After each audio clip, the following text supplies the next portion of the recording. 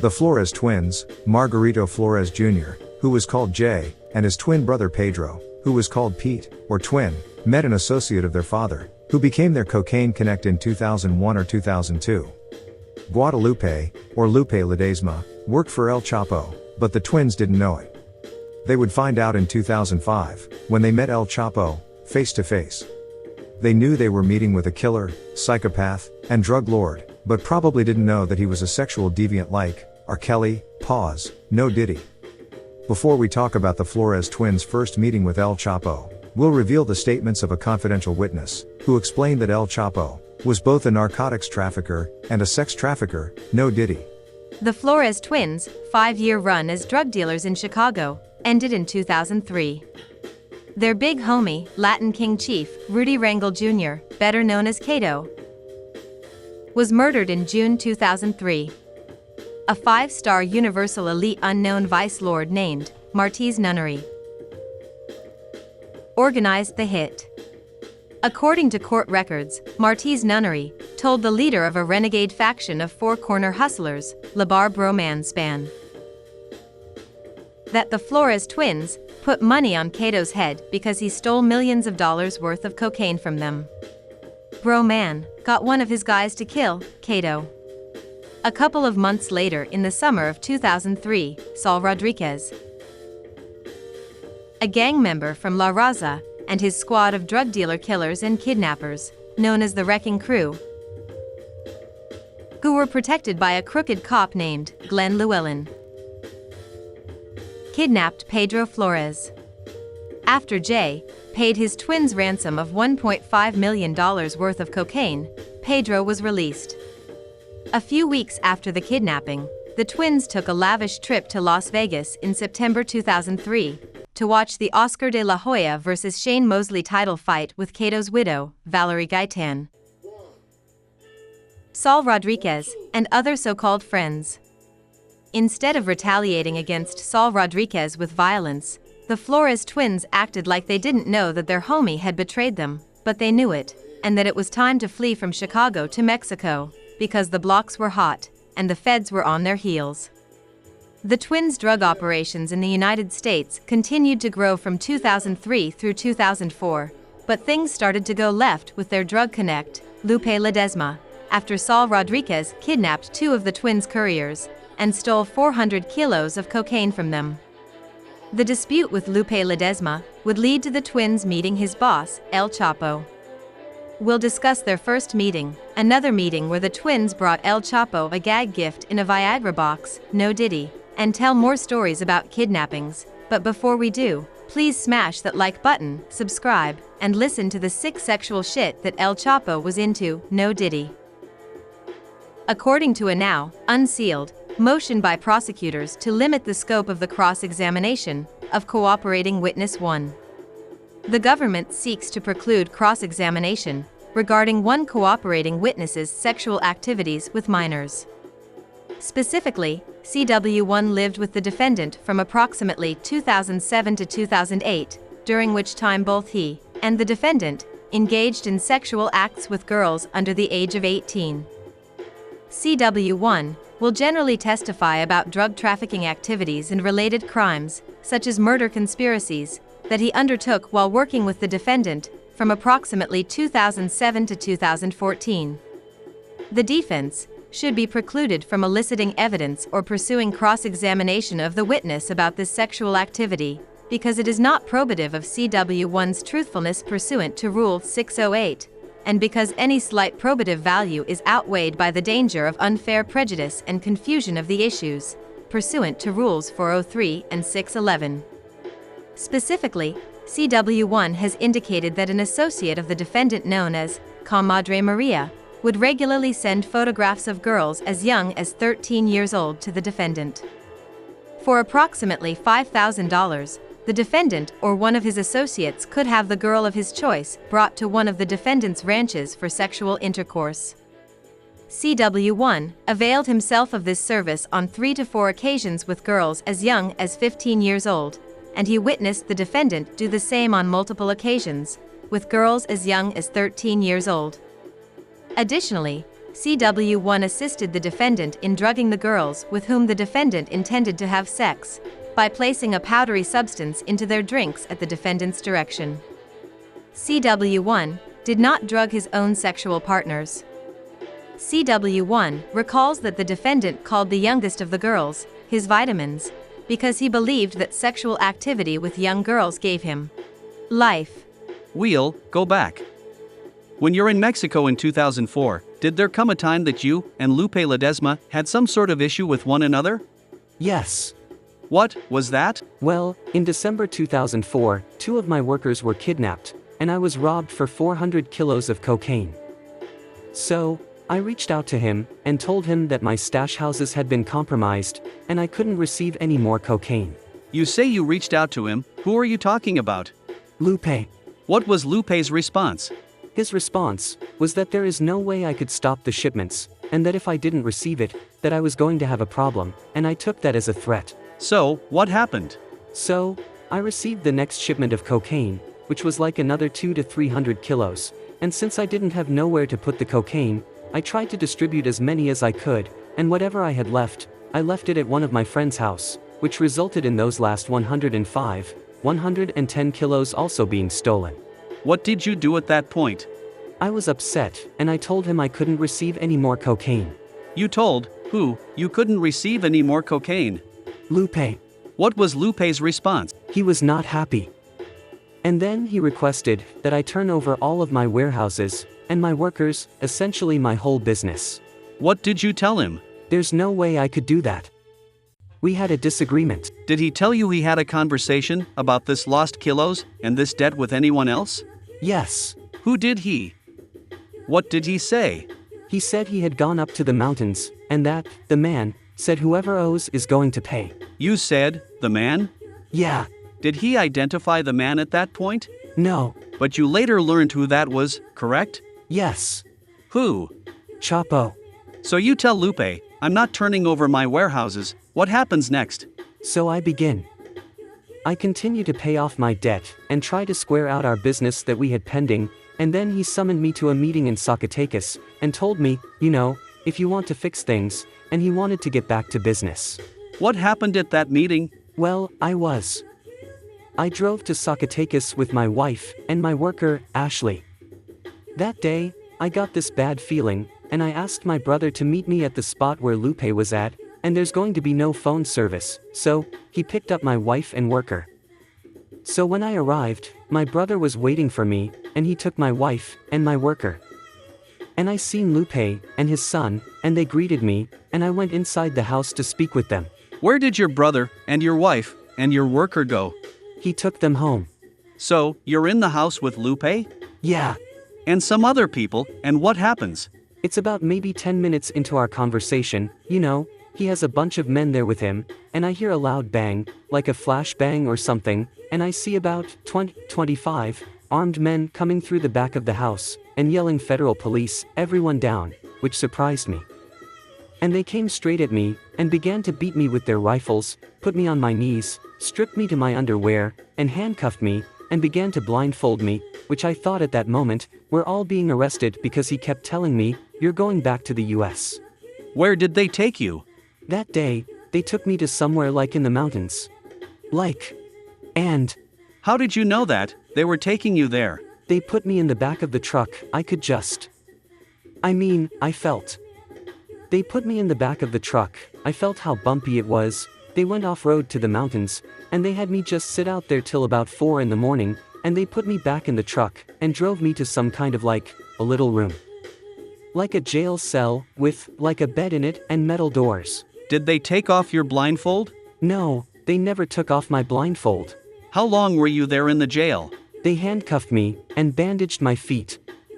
I was practically laying in the bed 16 days. Then they just let Pete out in the middle of nowhere, and Jay's trying to find him, and he's like, okay, I've got a rough idea, and Pete's all over the place, I don't know where I am, and in the middle of nowhere. And it's a really powerful story because I play the whole thing out with Jay trying to find Pete. Wow. And Jay's trying to flash his headlights, and he's because they left him with the phone, can you see the headlights? And eventually he manages to find him. and Pete's like can hardly stand up. This is how they met Chapo. So I'm going to rewind. I've just kind of done the spoiler first. Mhm. So Pete got kidnapped. He went to see a guy called Lupe, who was like his uncle, Theo, and but not blood related. And they'd done loads of business together. And all of a sudden Pete wasn't there. So Pete went on his own, and they're like, "Where's Pete?" So they're all kind of phoning around, going, "Oh, where's Pete gone?" And then it turns out they find out that Pete's got kidnapped again. In a short space of time after the last one as well. And then Jay finds out, like, who's got him, right? And they're like, Chapo's got him. It was like, Chapo has got him. Right. So then Jay had to try and figure out a way through lots of different people and the lieutenants to be able to go and meet Chapo. He's like, I want to go meet Chapo. So he flies to Sinaloa, the first time he's gone to Sinaloa, going back to the question, they weren't based in Sinaloa. Right. And he meets Chapo for the first time, and it's just, the description is amazing, you have to listen to it, because this is in the first season of Surviving on Chapo, because he's kind of just like, oh man, he's just like my dad. Yeah. You know, that's what Jay was like, he's just like, you know, and there was this whole perception about him. Mystique. Yeah, about him, and he's just come in with a trucker's cap on, and he's like, you know, how can I help you? Yeah. You know, it's brilliant because I end all of the episodes there. Yeah. So it turns out Chapo's got him, and Chapo's like, you owe me money, and Jay's like, I don't owe you money. He's like, yeah, you owe me 10 million, and he's like, no, I don't owe you. And he goes, Lupe says you owe me 10 million. Wow. So Lupe owed him 10 million. Yeah, and blamed the twins. In a nutshell, it's a twins. bit more complicated than that, but yes. Wow. So, and Jay's like, okay, and this is so fascinating because this then links to how they ended up getting Chapo years later when they cooperated, because they didn't cooperate with the feds' approval in a way, because the feds were like, well, we don't deal with fugitives. So they had to get Chapo on tape to be able to cooperate. So then I'm going to rewind you back to this moment where Jay's with Chapo, and Chapo goes, prove it to me then. Go and get a recorder and record Lupe. Right? Wow. So that gave them the idea years later to then record Chapo with exactly the same type of equipment. Right. And returned it back on him. They're very clever. Do you think they held that against Chapo even after Pete was freed? They never held the kidnapping against him. No. Okay, gotcha. No, because it was Lupe. Right. So I think Jay said he was really disappointed because he was like, well, let me tell you what happened. So they went to speak to Lupe, and this kind of like ruckus, kind of came out, and Jay's got the recording, and he's like, because they patted him down, he's like, oh my god, did they find the recording? But they didn't find the recording, because they would have probably, I don't know what they'd have done, but I assume it would have been trouble, and not the same situation, because they were leaving Pete to die, basically. So at this point, Pete's in a really bad state. So Pete's not just there going, oh yeah, come on, rescue me. Pete's like not eating, he's really in a bad way, and his kidneys were starting to fail. So, and so Jay manages to get Lupe on tape, goes back to Sinaloa, and there's a really funny little story where the pilot, who's the best pilot of Sinaloa, is this young boy with flip-flops driving the plane, and he's like, no, that Jay's like, oh my god, and then like another thing happens while they're in the air, and etc. And then Jay goes back to Chapo, and he's like with his best mate, and he's like, here's the recording, listens to the recording, and Chapo's like, oh, Lupe, what have you done, Lupe? But anyway, I still need $10 million. So Jay's like, what? And he's so disappointed because he's proved that it's not, because they pride themselves on never owing, they pride themselves again on this trust and not being Pay the connect. scumbags, basically. And yeah, it's like all about loyalty. How did that resolve itself? Because I heard Well, then that. he had to go and get $10 million. So he just had to basically go. So Jay had hustle. to go, and hustle, Yeah. and collect, and then they actually laid all their jewelry out and got an appraiser to come and Yeah.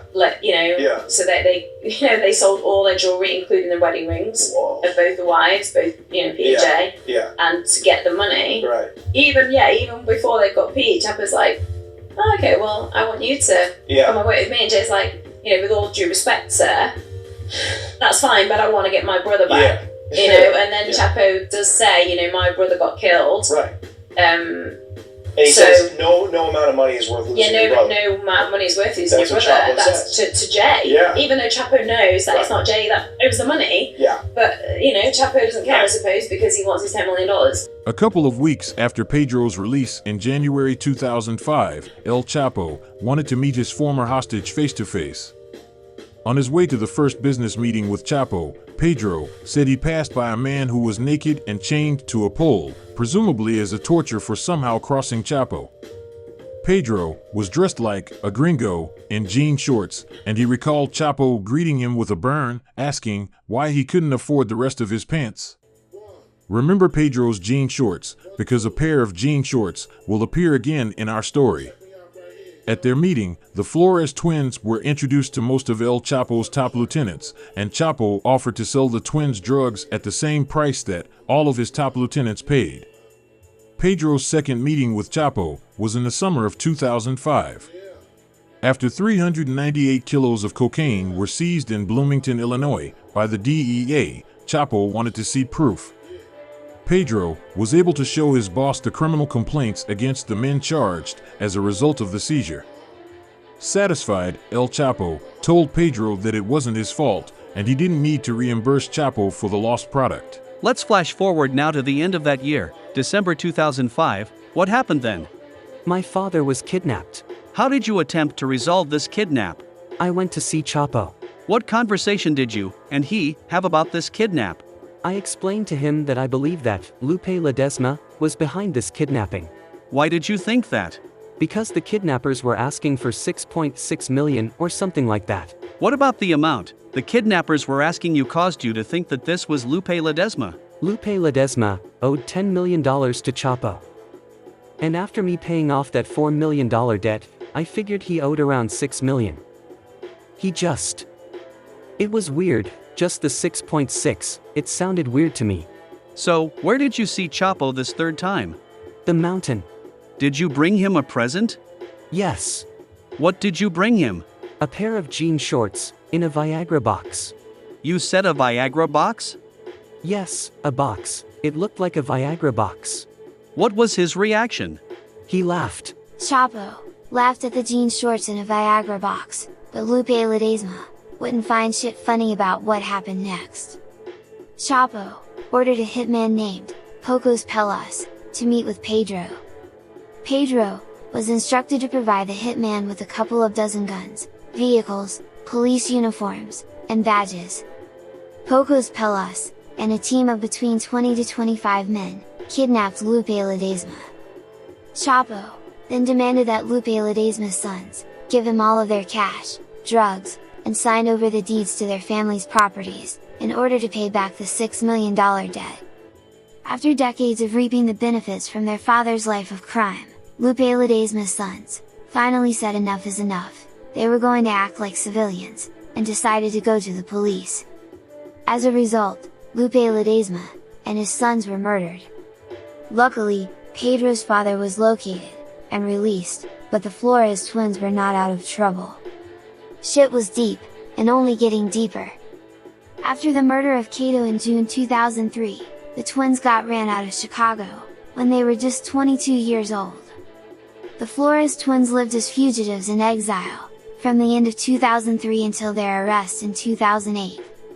Their imminent arrest, another kidnapping, or murder plot against them was always on their mind. In Mexico, they described moving from one mansion to another, often at a moment's notice, leaving behind all of the fancy clothes, expensive jewelry, and luxury cars that their drug trafficking afforded them.